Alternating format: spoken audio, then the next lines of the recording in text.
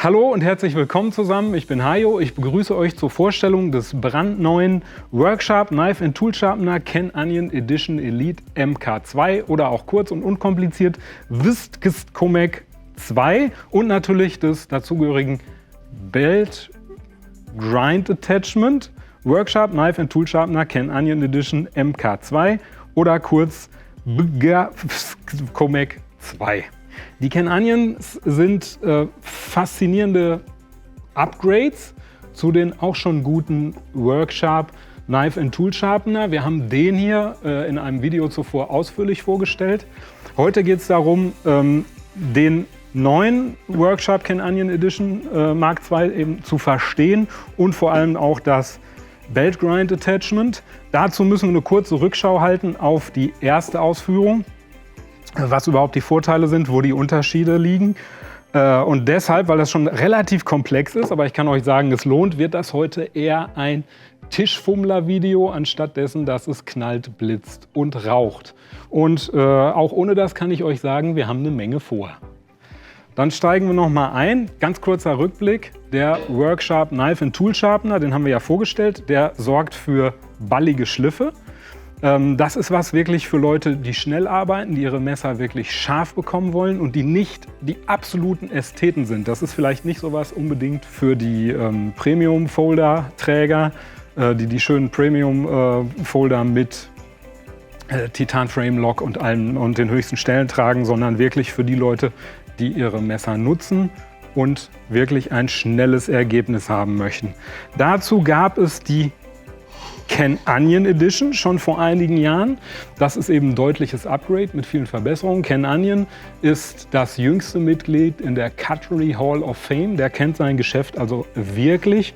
Die Unterschiede zum Workshop Knife and Tool Sharpener waren natürlich ein bisschen aufgehübschtes Gehäuse, das ist keine Frage. Ein breiteres Band, andere Körnungen, alles nicht ganz so intuitiv. Der hier ist wirklich truppensicher, 3 Körnungen, 3 Farben, eine Kornnummierung, kann man wirklich leicht mitarbeiten. Und hier braucht man zumindest am Anfang schon mal die Gebrauchsanweisung zu. Dafür sind die Bänder aber auch wirklich komplett ausgefuchst, also dass man da wirklich die höchsten Standzeiten hat auf unterschiedlichen Bindungen. Die Standard Ken Onion Edition, oder zunächst mal ohne Attachment, die hat halt ein paar schöne Vorzüge. Hier arbeitet man mit verschiedenen Aufsätzen. Hier hat man verstellbare Winkel, stufenlos. Es ist ein breiteres Band, was eben mehr abträgt und die Wärme auch besser abführt. Es ist in der Handhabung alles ein bisschen besser. Es gibt mehr Geschwindigkeiten, der Standard hat nur 2. Man kann den außerdem, und das ist wirklich Gold wert, man kann den hier feststellen. Das ist alles ein bisschen geregelt wie bei einer Bohrmaschine. Was dieses Gerät aber eigentlich erst interessant gemacht hat, das ist das Belt Grind Attachment, was man zusätzlich kaufen kann. Das Belt Grind Attachment hat erstmal noch mal ein längeres Band, dieselbe Breite, aber hier ist vor allem der Gedanke, dass man nicht mit den Winkelhilfen arbeitet, sondern dass man die Klinge, die man schleifen will, sei es ein Messer oder sei es ein Werkzeug wie eine Machete oder ein Beil, dass man hier die Bandneigung verstellen kann und der Winkel sich ergibt, wenn man die Klinge parallel zum Untergrund hält. Das ist wirklich sehr schnelles und sehr intuitives Arbeiten. Überhaupt gibt es bei diesen ganzen Upgrades und den Stufen nicht so sehr um ein anderes Ergebnis, sondern wirklich um die Schnelligkeit und Komfortabilität, mit denen die Geräte zu bedienen sind. Hier gibt es immer noch so einen kleinen Tisch. Den kann man nehmen, um sich selbst zu kalibrieren letztendlich. Dass man vor jedem Zug einmal nochmal das hier parallel auf diesen Tisch setzt und dann den Winkel eben entsprechend gut halten kann. Was zu diesen Winkeln zu sagen ist, und da kann ich wirklich nur das Workshop-Video empfehlen, wo der Meister Ken Onion selbst Tipps zu seinem Gerät gibt. Der sagt euch, und das ist genau meine Meinung, macht euch nicht zu fertig mit den Winkeln. ob ihr das hier ein paar Grad kippt, das ist völlig egal. Ihm hätte noch niemand nachweisen können, dass ein Messer, das auf der einen Seite mit 15 Grad geschliffen ist und auf der anderen Seite mit 20 Grad irgendwie schlechter schneidet als ein Messer, das wirklich vollkommen gleichmäßig und symmetrisch geschliffen ist. Gut. Was man jetzt sagen kann zu der Ken Onion Edition 2. Da gibt es natürlich erstmal wieder das Basisgerät. Da haben die einfach die Winkel ein bisschen, die kann man jetzt von oben sehen. Das ist ein bisschen angenehmer zu verstellen. Das ist das eine. Dann hat das Gerät mehr Leistung, wenn man wirklich richtig grob von der Axt richtig was abtragen will. Das ist das eine. Der Motor ist stärker, der hat mehr Watt. Hier die Feststellung, das ist digital geregelt. Man muss das Ding jetzt nicht mehr umdrehen und hier die Geschwindigkeit verstellen, sondern man geht hier einfach mit Plus- und Minustasten hoch und auch mit so einer Endlos-Taste bedient man eben von oben die Feststellfunktion. Ansonsten wird das Gerät auch hier erst richtig interessant durch das Belt Grind Attachment und das gucken wir uns jetzt mal etwas genauer an. Und da gucken wir uns auch mal die Unterschiede zu dem alten Belt Grind Attachment an. Ach so, ja, Safety first. Was ist das Wichtigste in der Werkstatt? Die eigene Sicherheit, also beim Bandwechsel und Gerätewechsel erstmal Stecker raus. So, hier haben wir im Gerät gelagert die Kopfschraube für die Lagerung des Bandträgerflansches. Da möchte man sagen, mit Heinz Strunk, hässliche Worte, hässliche Welt, ist aber ein wichtiges Teil. Sollte so ein Ding mal verloren gehen, ich habe es übrigens auch ohne ausprobiert, das geht auch, ist aber nicht so optimal, ist ein Linksgewinde, da kann man nur zu sagen, Worksharp hat echt, und das überrascht gerade für eine amerikanische Firma, meiner Ansicht nach wirklich ein vorbildliches Ersatzteillager und Ersatzteilmanagement. Wie gesagt, hier gibt es kein kleinteiliges Tutorial, da gibt es Unboxing und Tutorials gibt es eben sehr viel besser von Worksharp selbst. Schaut euch die an. Heute geht es nur darum, dass wir rausfinden, beziehungsweise dass ihr rausfindet, ob dieses Gerät für euch, euer Nutzungsprofil und eure Messer geeignet ist. So, hier im direkten Vergleich, das ist alles ein bisschen schöner gemacht. Hier hat man so einen Spanner.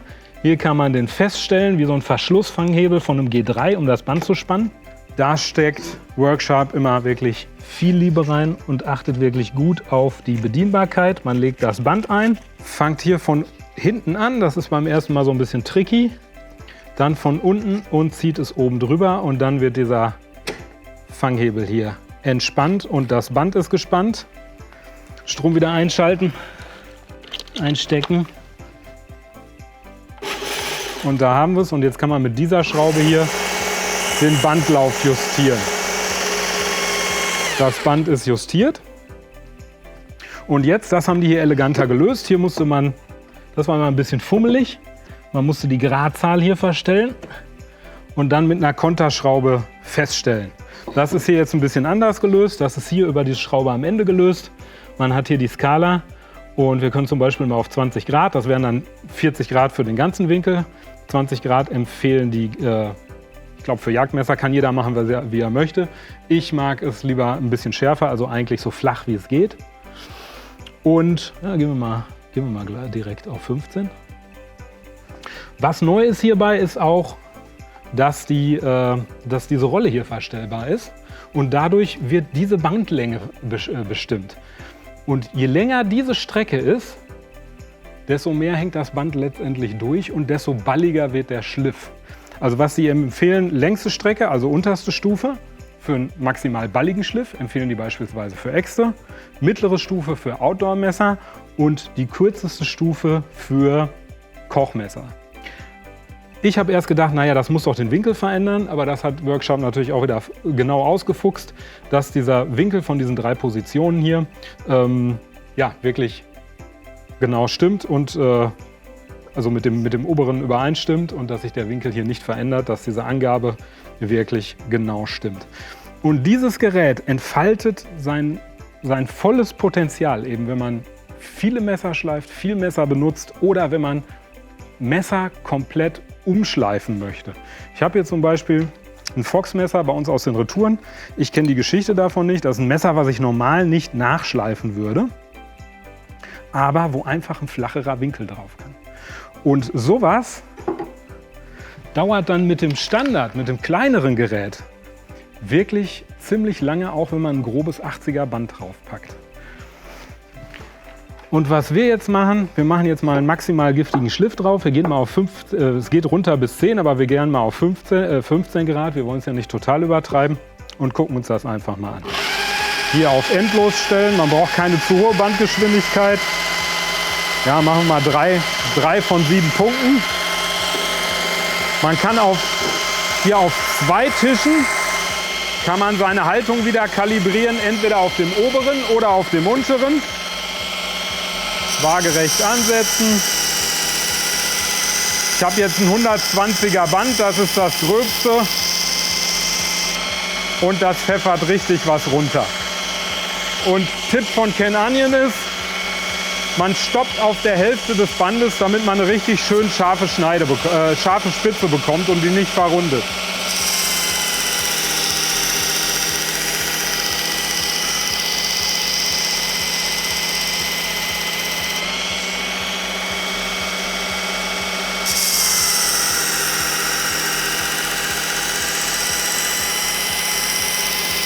So, noch einmal links, rechts.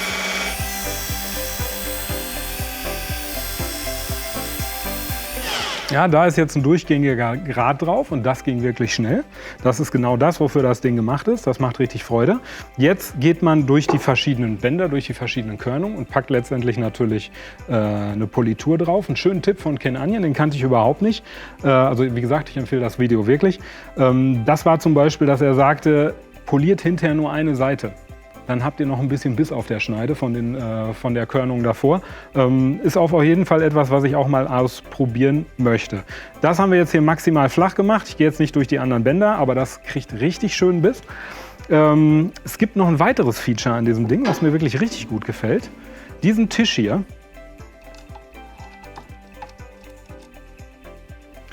Den kann man runterschieben. Und dann hat man hier eine Stahlplatte, ein kleines Blech, ein Gegenlager. Und da hat das Band eine Auflage und da ist wirklich jede Balligkeit raus. Und das ist eine schöne Sache, wenn man zum Beispiel, was ja jetzt sehr populär geworden ist, diese Rücken anschleifen möchte, um die Firestarter, um die Feuerstarter, die Firesteels, die Feuerstelle, 90 Grad anzuschleifen. Das ist mit allen anderen Techniken wirklich relativ schwierig, aber hier geht das kinderleicht. Na komm, nehmen wir mal direkt das Bronco, da ist das eigentlich serienmäßig in der Auslieferung, aber ich stelle hier fest, ich habe hier noch einen Prototypen. Das ist auch eine wunderbare Gelegenheit, um da direkt mal die 90 Grad Rückenschärfe anzubringen. Flach auflegen.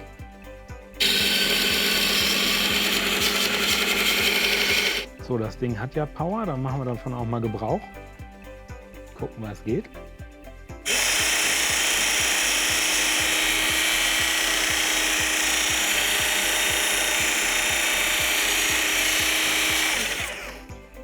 Richtig scharf, beide Seiten. Da hat seinen Job erfüllt. Da würde ich jetzt auch gar nicht mit feineren Körnungen dran gehen.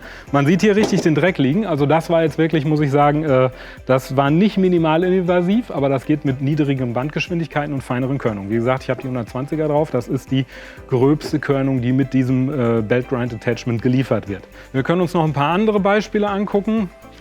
Wie gesagt, es arbeitet schnell. Wir machen das jetzt mal mit einem steileren Winkel, verhältnismäßigeren Winkel. 20 Grad. Und gehen mal wirklich auf die maximale Balligkeit. Dazu müssen wir das Gerät entspannen, aber das reicht schon. Und jetzt verändert man die Position der Rolle hier auf die unterste. Dann wird die Strecke hier oben eben am längsten, das Band wird am weichsten. Entspannen. Und ich lasse auch mal die volle Geschwindigkeit, weil hier jetzt richtig was runter muss. Das ist eine von unseren Appalachian-Äxten. Die hatten wirklich guten, robusten Universalschliff. Da kann man als Axt richtig was mitmachen, aber sie hat eben keinen Messerschliff. Und ich mag, wenn die Sachen richtig beißen und wenn man so eine Axt eben auch als Messer gebrauchen kann. Und das ist hier jetzt noch nicht der Fall. Mal gucken, das muss schnell gehen eigentlich. Da merkt man auch, wie das Band sich eindrückt. Ups.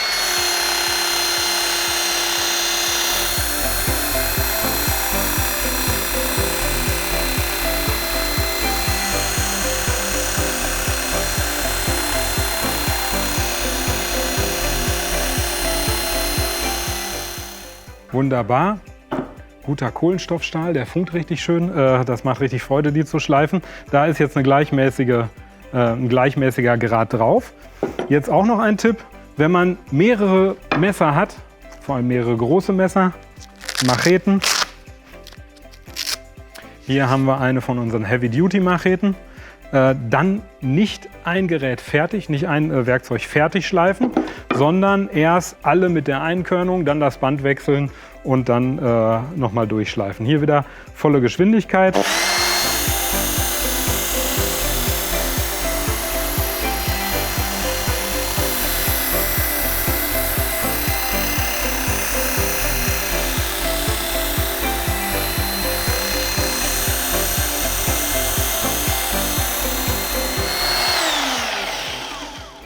Ja, also das Ding, die Arbeit damit macht wirklich Freude, weil es wirklich schnell geht. Das war jetzt ein langes Ding und das war mit ein paar Zügen scharf. Das hat jetzt eine wunderschöne, also scharf war es auch vor, aber jetzt hat es wirklich eine wunderschöne ballige Schneide. Eine ballige Schneide, da gibt es eben nicht diese Kante am Übergang zu der Sekundärphase, zum Anschliff. Gleitet dadurch leichter durchs Material, durchschneit gut und wird trotzdem robuster. Also das macht durchaus Sinn, damit zu arbeiten, wenn man wirklich viel schleift und wenn man schnell und ein gutes Ergebnis haben möchte. Diese Worksharp Ken Onion Edition Mark II wird in 3 Gebinden angeboten. Das ist einmal die Worksharp Ken Onion Edition selbst und das zusätzliche Belt Grind Attachment oder als die Variante Elite, beides zusammen. Das Standardgerät Ken Onion Edition Mark II zusätzlich mit dem Belt Grind Edition. Und meine ehrliche Meinung ist, das braucht ihr nicht.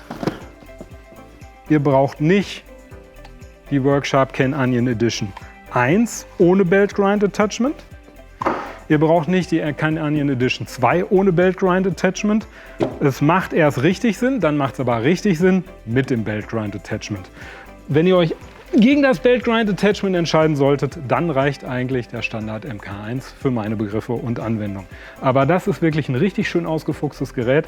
Das ist, finde ich, wirklich so Maximum an Schnelligkeit und Bequemlichkeit, was man machen kann. Und wie gesagt, gerade wenn man mal Spaten umschleift, andere Schliffe auf große Messer macht, dann ist das wirklich die erste Wahl. So, ich hoffe, auch ihr könnt jetzt mit gutem Gewissen sagen, ich kenne Onion und das Messer war hilfreich für euch, um zu beurteilen, ob das Gerät was für euer Nutzungsprofil und eure Messer respektive